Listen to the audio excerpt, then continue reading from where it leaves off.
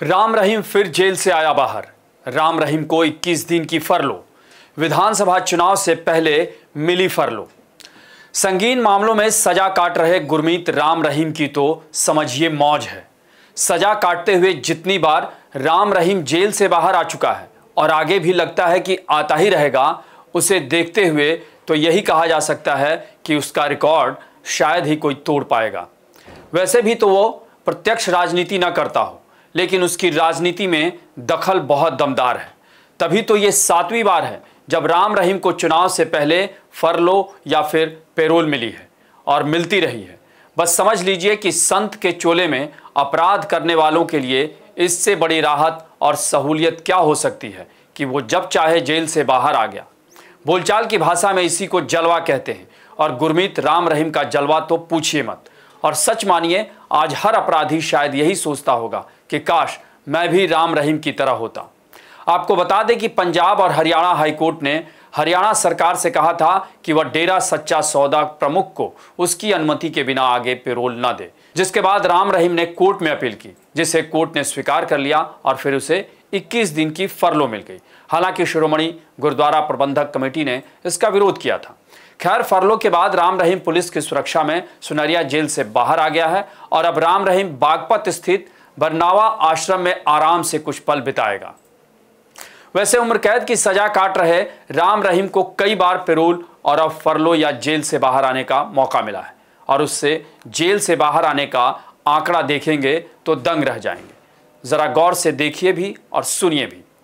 अक्टूबर 2020 में 1 दिन जेल से बाहर, मई 2021 में 1 दिन जेल से बाहर, फरवरी 2022 में 21 दिन जेल से बाहर, जून 2022 में 30 दिन जेल से बाहर, अक्टूबर 2022 में 40 दिन जेल से बाहर, जनवरी 2023 में 40 दिन जेल से बाहर, जुलाई 2023 में 30 दिन जेल से बाहर, नवंबर 2023 में 21 दिन जेल से बाहर, जनवरी 2024 में 50 दिन जेल से बाहर और अब 13 अगस्त 2024 से 21 दिनों तक जेल से बाहर रहेगा राम रहीम। यानी राम रहीम के रसूख और उसकी अहमियत का अंदाजा लगाना अब मुश्किल नहीं। वैसे कुछ महीने पहले पंजाब हरियाणा हाई कोर्ट ने राम रहीम को बार बार पैरोल देने पर बहुत नाराजगी भी जताई थी और उसने हरियाणा सरकार से जवाब तक मांगा था, लेकिन इस बार हाई कोर्ट ने ही राम रहीम को फरलो दी है। जहां तक बात फरलो और पैरोल में अंतर की, तो फरलो उसे कहते हैं जब कोई कैदी सजा काट रहा हो और फिर उसे जेल से कुछ दिन की छुट्टी दी जाती है। फरलो की खास बात यह है कि ये ऐसी छुट्टी होती है जो बिना किसी कारण के मिलती है। इसमें जेल की जिंदगी से कुछ दिन अलग रहने के लिए व्यवस्था है, जिससे कैदी कुछ दिन अपने परिवार और सामाजिक संबंधों को बरकरार रख सके। ये छुट्टी जेल अधीक्षक की राय के आधार पर दी जाती है। वहीं अगर बात पैरोल की करें तो इसमें किसी विशेष कारण से कैदी को जेल से बाहर आने की इजाज़त दी जाती है, जैसे कैदियों को परिवार में किसी की मृत्यु हो जाने पर या फिर मेडिकल कारणों से या फिर कुछ और अहम कारणों से छूट मिलती है। यह भी 2 तरह का होता है, एक कस्टडी पैरोल और दूसरा रेगुलर पैरोल। वहीं अगर बात राम रहीम और उनके डेरे की करें तो हरियाणा और पंजाब में डेरों का बहुत बड़ा प्रभाव है और दशकों से ये डेरे किसी भी पार्टी के लिए मजबूत वोट बैंक माने जाते रहे।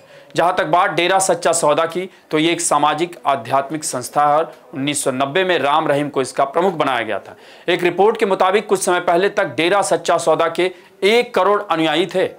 हरियाणा के सिरसा में इसका मुख्यालय है। जहां तक बात डेरों के प्रभाव की, तो डेरों का प्रभाव पंजाब हरियाणा से सटे सिरसा, कुरुक्षेत्र, कैथल में बहुत ज्यादा है।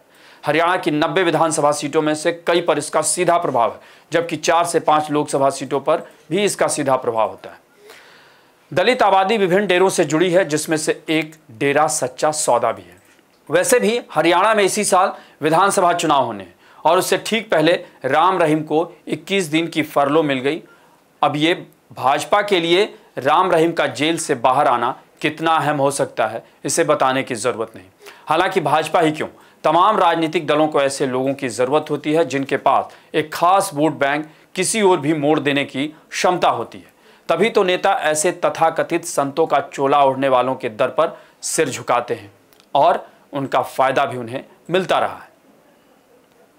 आपको हमारी ये रिपोर्ट कैसी लगी, इसे कमेंट बॉक्स में जरूर बताएं और अन्य खबरों से अपडेट रहने के लिए बने रहें हमारे साथ, क्योंकि हम हैं बुलंद भारत टीवी, ताकत आपकी।